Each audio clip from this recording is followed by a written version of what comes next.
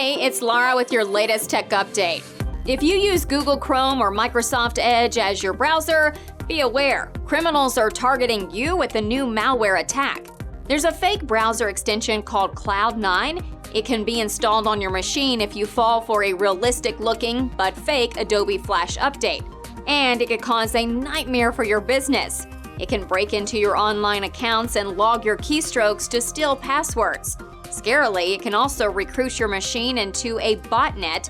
That's a network of hacked devices all working together to infect others. Attacks like these are hard to spot, so make sure you switch on enhanced protection in your browser's privacy and security settings. And if you need any help with your online security, get in touch. That's your tech update. More next week.